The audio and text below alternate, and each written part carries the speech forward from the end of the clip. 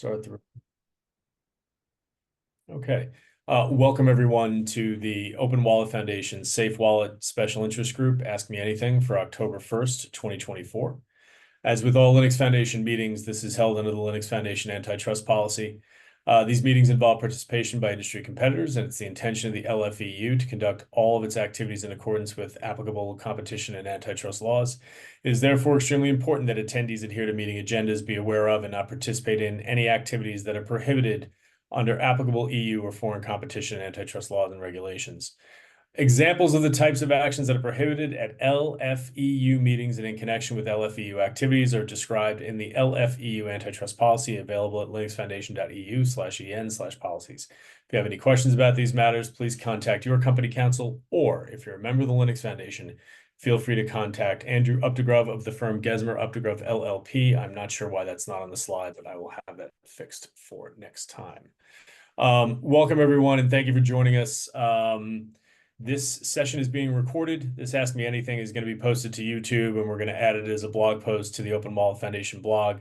I cannot thank enough the folks who are in attendance right now who've been showing up for the special interest group meetings, who have contributed to the Safe Wallet guide over the course of a year. I think last week was the 1-year anniversary of the Safe Wallet SIG, so we're super excited about both this AMA, but also getting seeing all the hard work that went into this.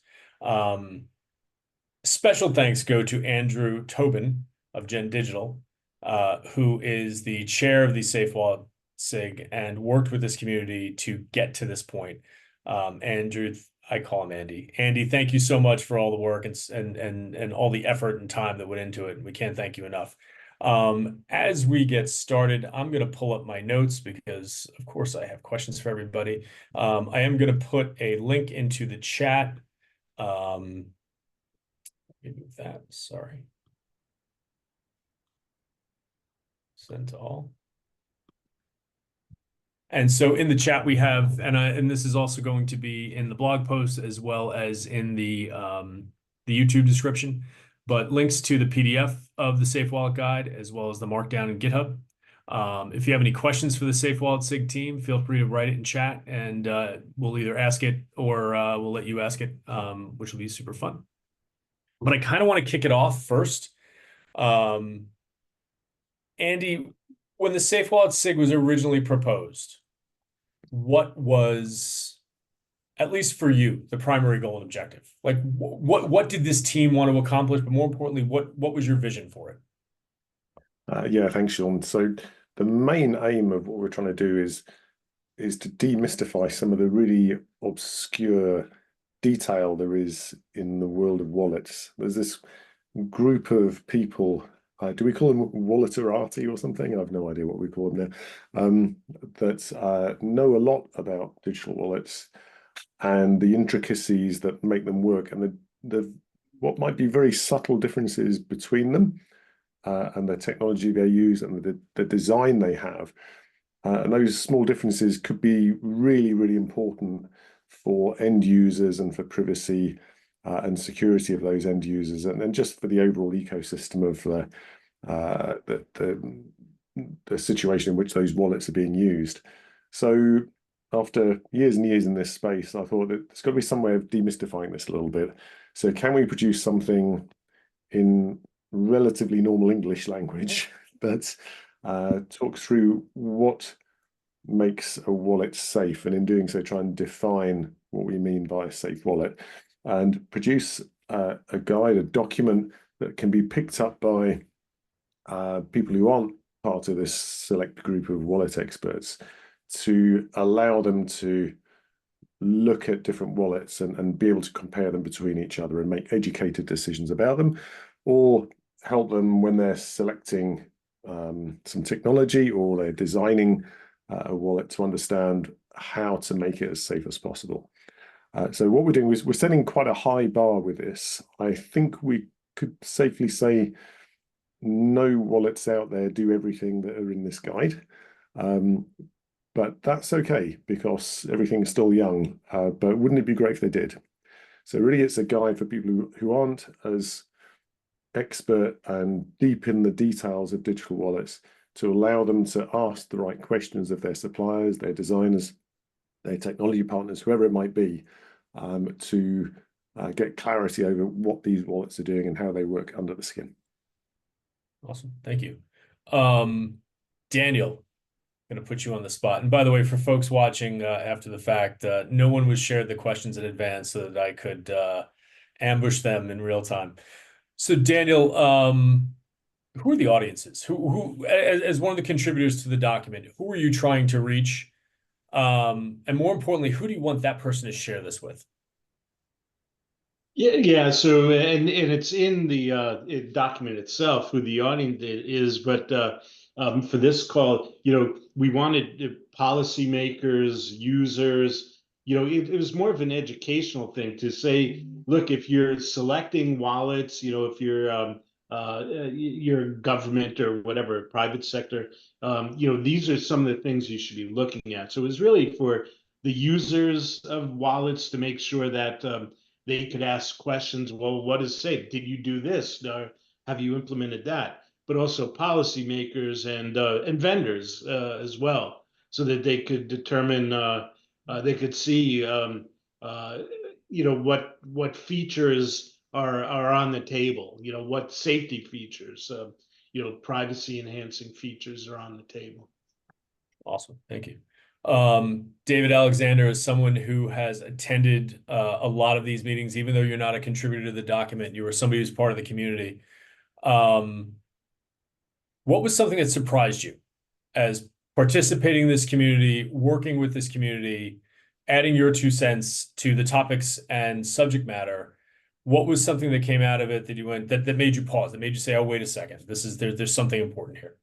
I would describe it first and foremost as a relief that the special interest group existed. Everything we do is around safety, security, integrity, and protection of individuals. So to hear such an active conversation going on, I used it as an education for myself. I wouldn't put myself in the wallet guru Jedi Knight status of many of the people that was on the call, but I've spent a lifetime looking at person-centered architectures and the ability of people to be in control. And I would chip in, ask questions. So participation for me was, I was like a target audience for the Safe Wallet guide. And there was no sagging of shoulders when I asked a dumb question, which I very much appreciated.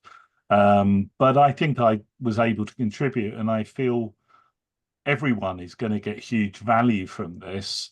And seeing something like this pass through the OpenWallet Foundation and getting out to this stage was a really good experience, because we're an associate member of the OpenWallet Foundation and Linux Foundation, and we're not a voting member, but you really feel that people listen and they want to take time to explore things. And I discovered new capabilities that I worried weren't there, that became obvious that they were. And I'm being able to cross-reference my work in other SIGs with the work in the Safe Wallet Guide and become a bit of a joining the dots evangelist across special interest groups about what each of them is doing. And that's been very useful for me and for my team.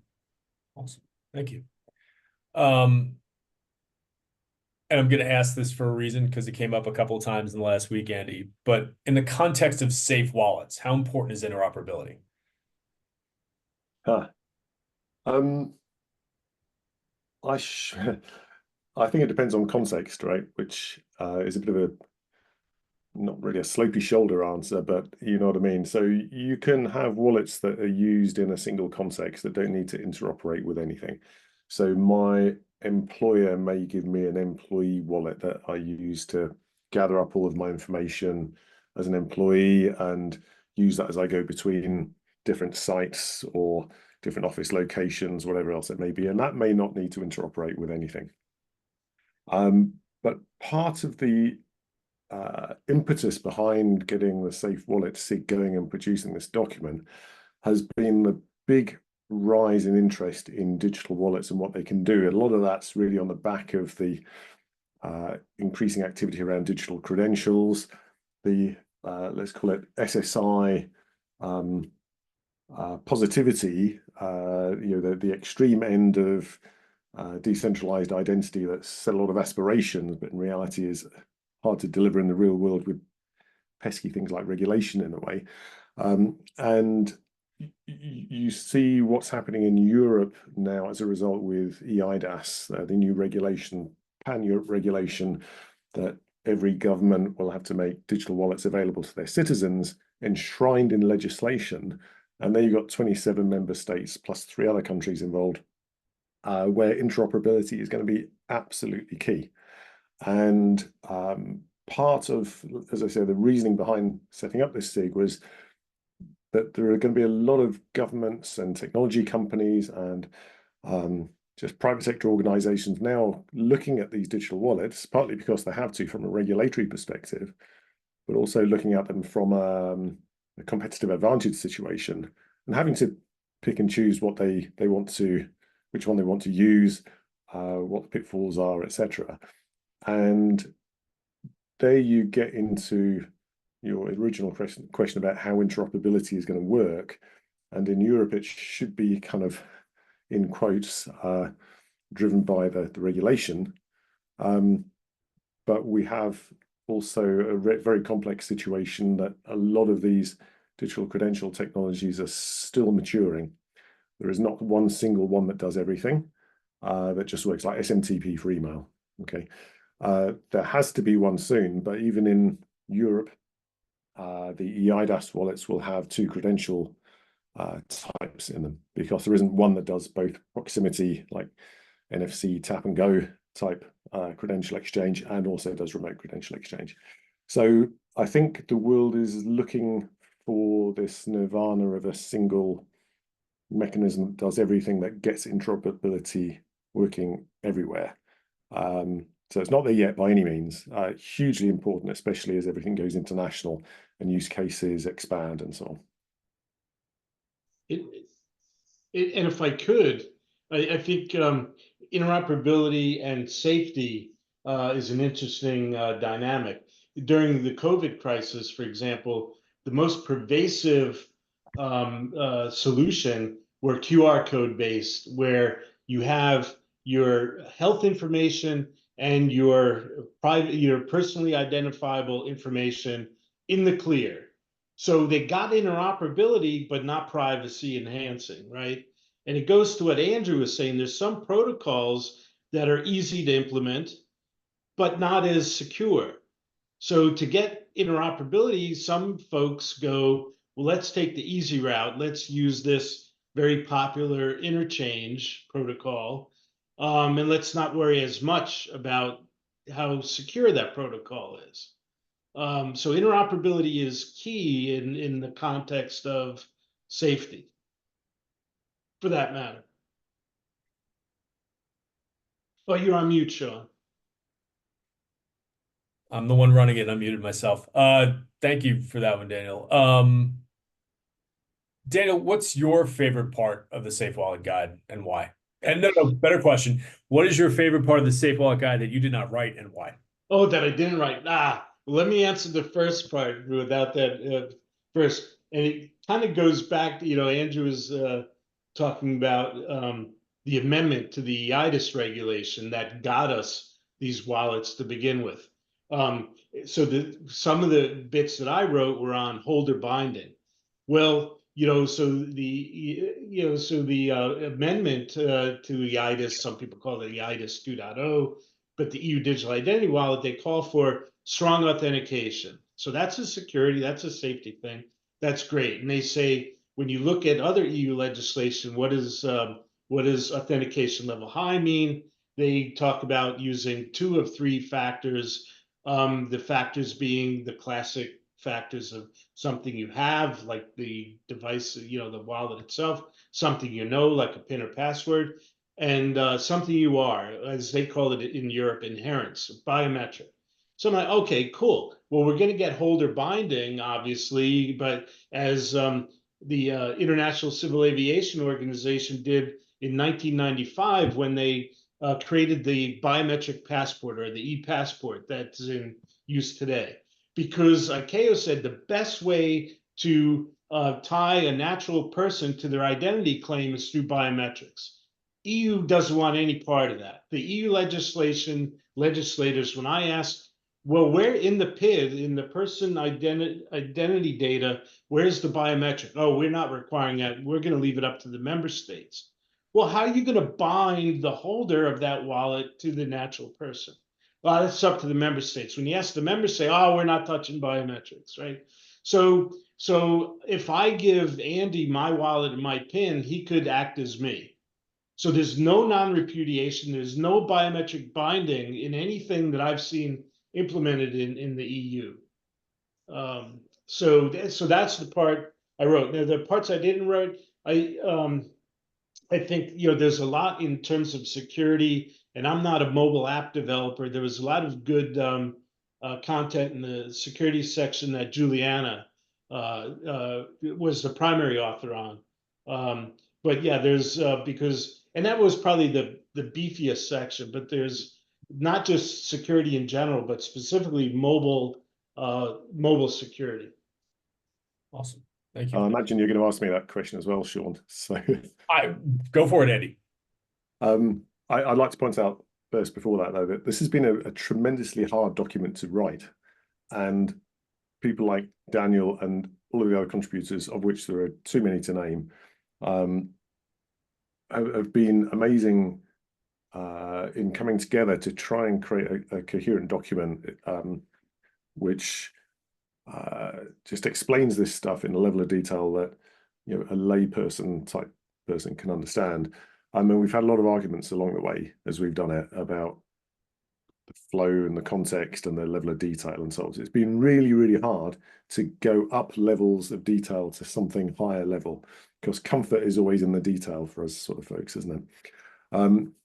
I think the bit I like most is probably around in the governance space, actually, and how these credential ecosystems that include digital wallets should operate. And this is where things get really interesting. Somebody somewhere sets the rules, right? Which wallet should you use? What should they contain? Who issues credentials to them? How do you know if the organization asking you to share some data is legitimate? Where's that information held? Is it hackable? You know, can you spoof a passport issuer? That kind of thing. And the governance and the rules, I think, are the real juice behind getting digital credential ecosystems to work. So the governance section is really interesting. It's really just touching on the tip of the iceberg around governance, but I think is a really important one, as we're seeing it again. We'll use eIDAS in the EU as an example several times on this call, I think, but there is governance there in terms of the regulation, and then there's local governance from specific member states, and then there's going to be further governance from specific sub-ecosystems, like the banking ecosystem will have to make things work as well. So I think it's an area that isn't looked at in enough detail in many cases, because there's so much focus on the tech. But the tech is maybe 20% of getting an ecosystem running. The other 40% is, you know, the rules, the regulation, monitoring things. How do you make sure they're going to work? Who's responsible? Who gets sued? All that kind of stuff. Andy, you said that almost as someone who's been working hard on lots of different ecosystems and has a lot of experience in you know, how the sausage is made, how the cake gets baked, for lack of a better phrase. David, what have you learned in the process of working on the Safe Wallet Guide? I know you were not a contributor to the document itself, but you've been a touchstone, a challenger within the community of, like, I see this, you're saying that. What was something that you learned in this process that you've taken with you? It requires attention to detail to summarize and encapsulate a coherent message. The thing that I noticed was that the OpenWallet Foundation is committed to wallets, whether they are in the cloud, whether they are on the device, whether they are connected or not. And that is very important for the work that we do in MIDEX, and therefore knowing that these considerations are part of the discussion, rather than what I would call the device wallet dash that seems to be the most prevalent marketing message, you've got to make this ecosystem work. You know, the classic in the payments industry is card holder not present. Well, if you want to have independence, control, agency, and guardianship, you need to be able to set policy. And that was a really interesting discussion about how a cloud wallet with appropriate agents that are always on might work under a safe wallet mindset was incredibly useful for us. And we will be taking deliverables out of the OpenWallet Foundation as we instantiate our next generation of cloud wallet and our device-based wallets. But our goal is bigger than that. We want to be able to interoperate with anyone's wallet so that they can connect to our members' cloud-based storage for their human lifetime. We call it a personal data store. Other people call them cloud storage. I don't really mind, but it's that connectivity because, as we all know, human beings transverse and cut across many different aspects of the world, join different schemes. Just as Andy said, I'm an employee of an organization. I might get a wallet. I want to work in the UK. I'll need to interact with the UK's ecosystem. I want to travel through Europe, go to America. And that whole interoperability agenda is something that human beings need because they're not technologists at the end of the day, and they need to be able to have safe, secure transition across their life. And seeing the conversations that were happening and the different use cases was reassuring for me that it was a great decision to join the Open Wallet Foundation, that real artifacts, attributes, open source, and intellectual thinking was being shared. Awesome.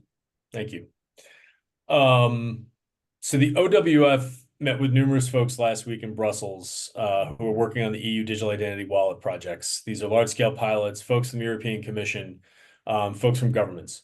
We're going to do a blog post with a wrap-up in the next week or so. But they're laser focused on security, privacy, and interoperability, right? Those are the three starting points for every conversation.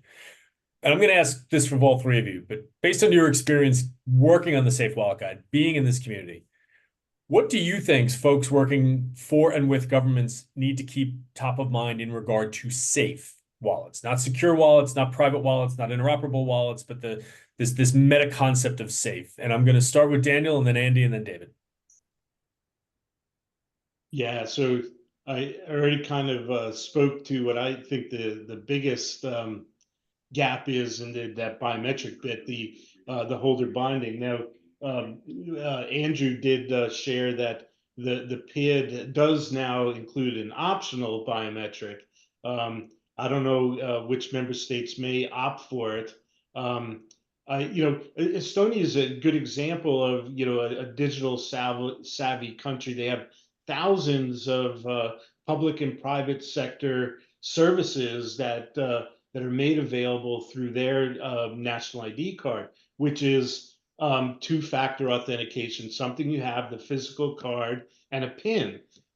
They're talking about going over to biometric, maybe as they adopt the EU digital identity wallet, maybe they'll have that biometric component for non-repudiation, to know that it was the actual intended natural person.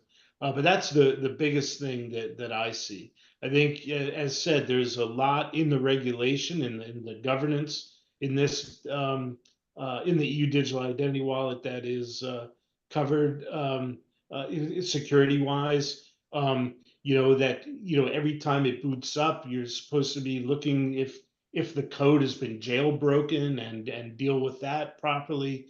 So there's a lot in terms of the safety, and that the integrity of the app itself is not been mucked with. When you look at other wallets, they don't have that type of security component. A generic wallet is really beholden to either the trusted execution environment, the secure element, but it's really up to it's outside the control of the governance framework. What happens at the edge? in the EU, they are dealing with what happens at the edge more so than any other wallet that I've seen. Awesome.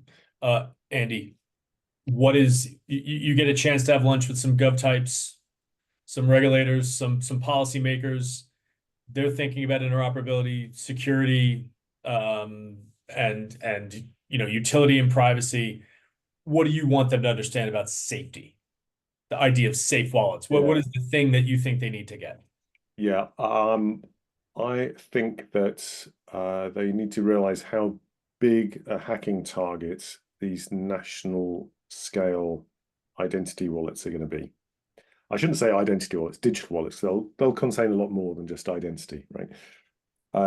But once they've got a legally qualified binding digital identity credential in them that says Andy is Andy, that's starting to get pretty significant, because I can use that to go and sign a contract to buy a house. Okay, so there'll be a lot of hacking activity, and even before anything's released, there'll be a lot of campaigning from privacy groups and so on. And if I was in government, I'd be wanting to get ahead of that. And one way to get ahead of it is to understand what questions I should be asking of the experts that are coming to flog their latest wallet kit or whatever it might be that they're trying to provide to me. And I think that's the gap that the Safe Wallet Guide fills. It allows people to have in a single document some really good source material that allows them to construct a set of questions to understand what it is they're getting. And if we achieve just that people can use this as a way to create a set of questions, it's going to be a massive success, because that really hasn't existed before. So firstly, for governments defining what we think a safe wallet is, and then here's a bunch of things safe wallets should do. So get asking those questions and find out whether the ones that you're talking to do it or not. Awesome. David, what's the what do gov types need to think about in regards to safe wallets? Well, we work with gov types all of the time. The thing that I would say, building on a comment Andy made earlier, context is often king. We are passionate about independent certification and testing. And I think once you have your use cases and your requirements defined, it's got to be that inspectability, auditability, and testability of the solutions that you select. And Andy described it as questions you need to be asking. But it's always that consideration of the context and the use case, which is so important.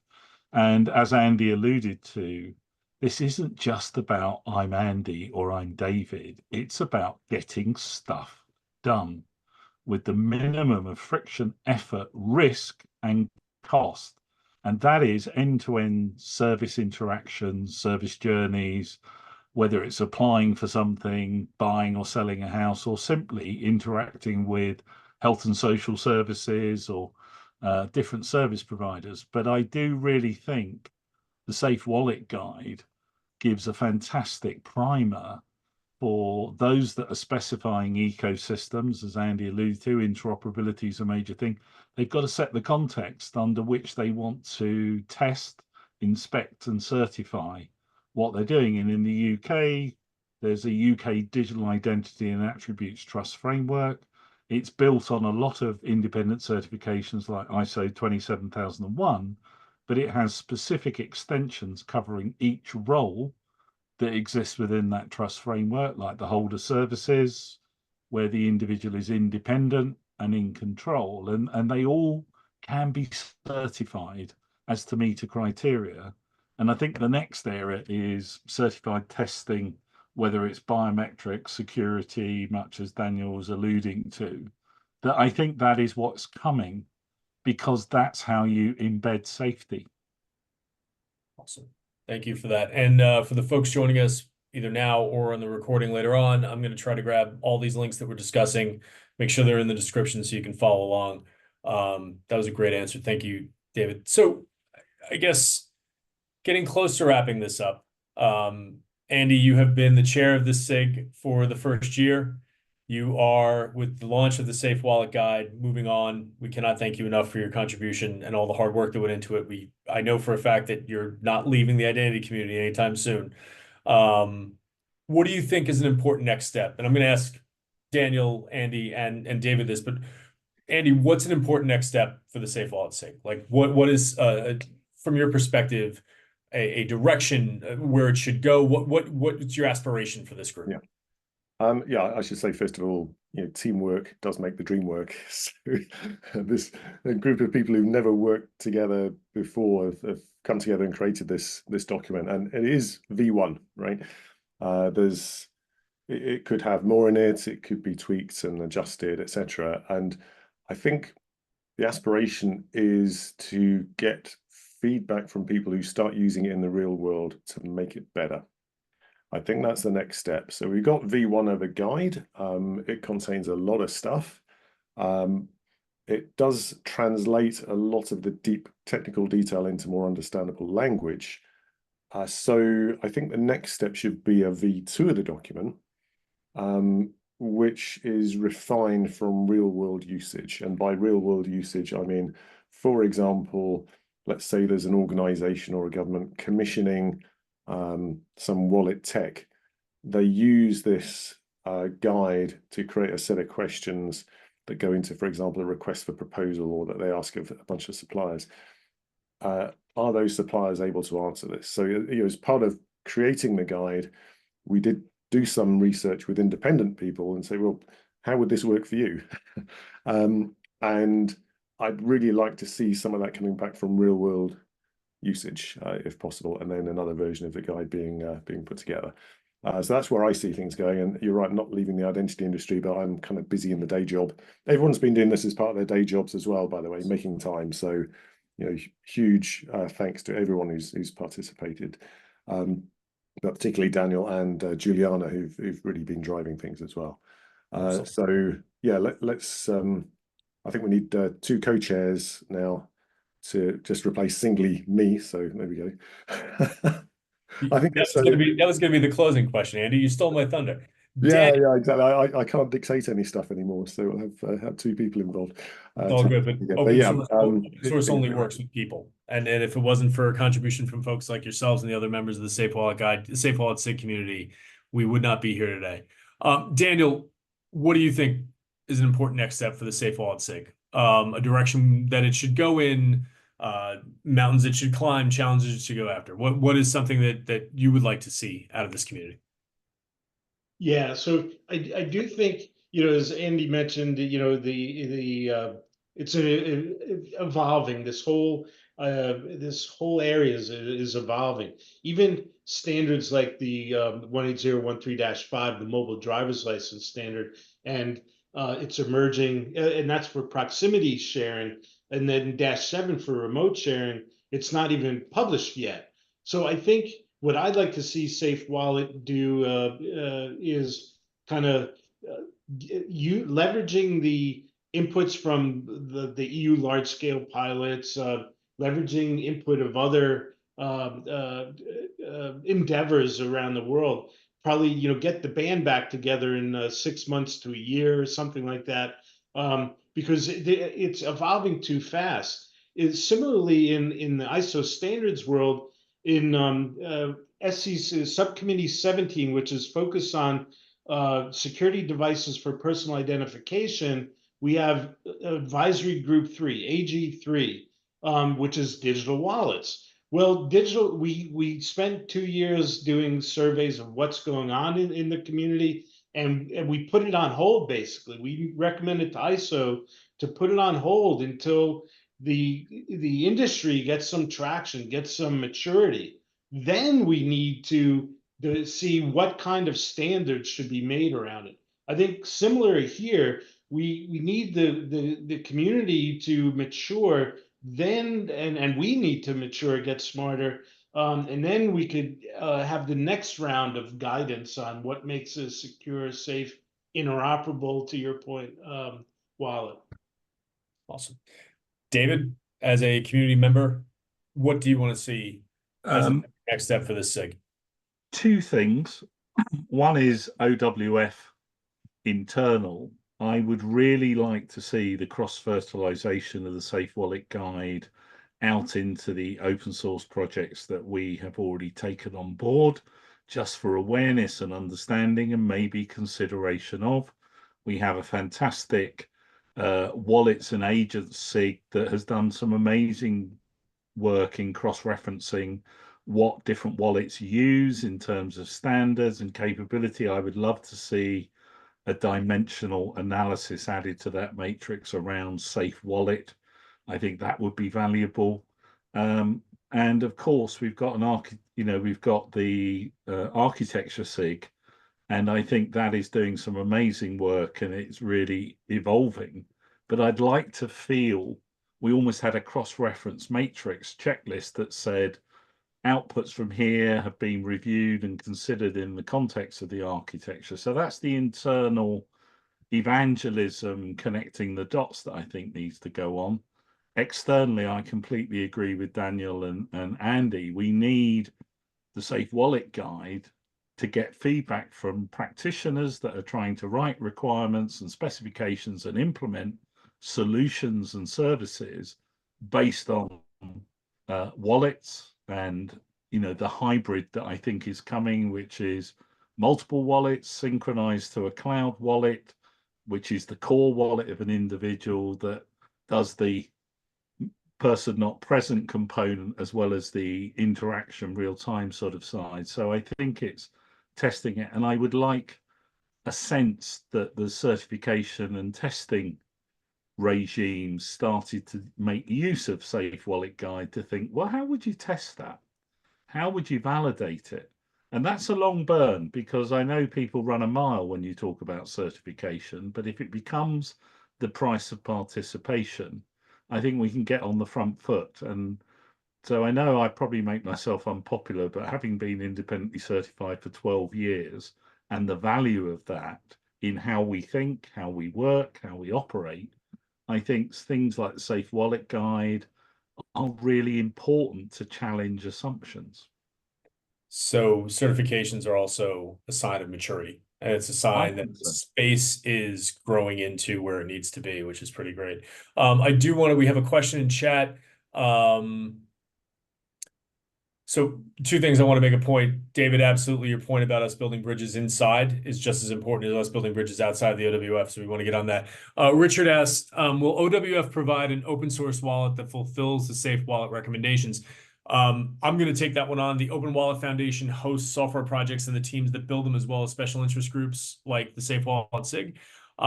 We want to make sure, to David's point, that we're building bridges within, and folks working on these projects are seeing the Safe Wallet Guide. They're contributing to it. Within the Safe Wallet Guide itself, it's on GitHub. Anyone can read it, has an issue, wants to add something, can file an issue within GitHub for that, and that community can then look at it later on in context. But Richard, thank you for that question. And Takashi asked a question in the chat, but everyone jumped in and answered it already. So thank you for answering the question in the chat, everybody. I guess Andy kind of stole my thunder earlier on. This SIG does need 2 co-chairs. We want that for a couple of reasons. Number one, we learned in the Safe Wallet SIG process and the Safe Wallet Guide process, having 1 chair is a lot of work, particularly for someone with a day job.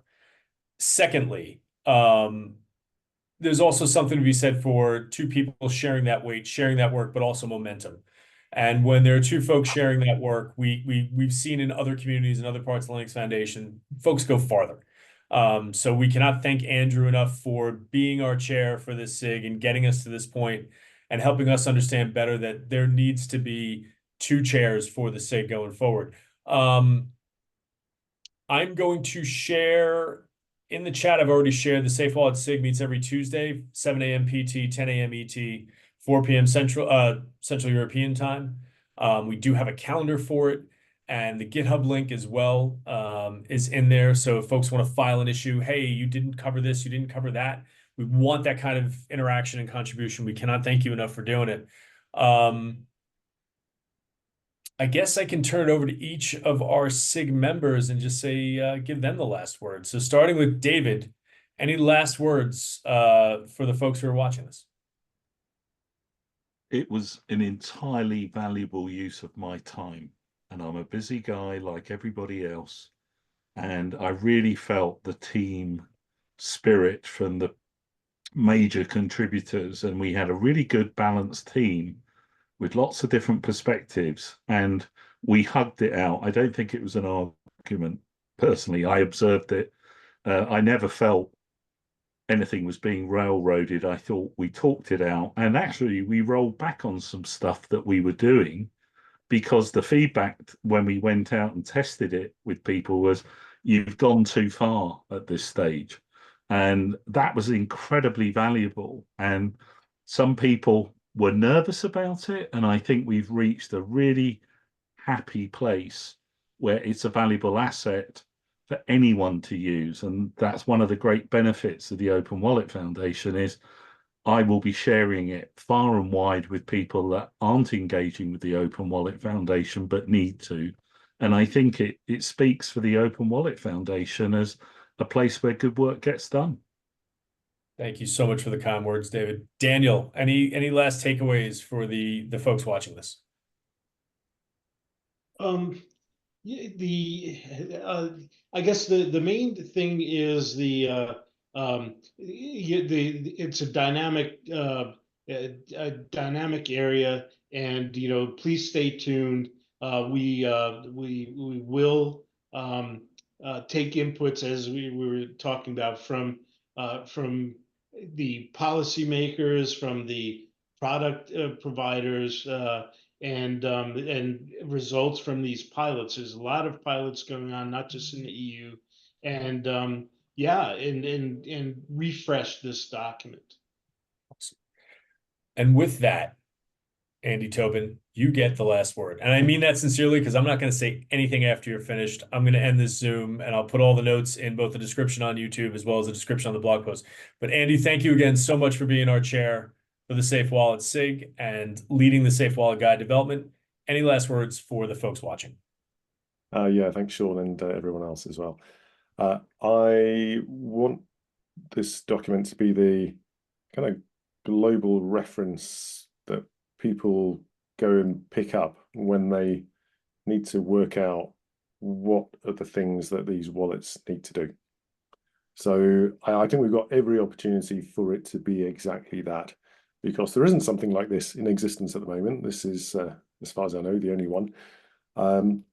Yeah, let's get it out there, use it, refine it, and let's make it the thing that everyone can reach for, and they can then apply their context for whatever it is their ecosystem is that they're using onto it, and they can pick and choose the things that matter and don't matter. But it becomes the reference for how to create digital wallets that are safe, in that they're secure, they're private, they look after their users, they're resistant to hacking, and so on. And if it can be that, I think we've got a fantastic legacy from this first generation of the document.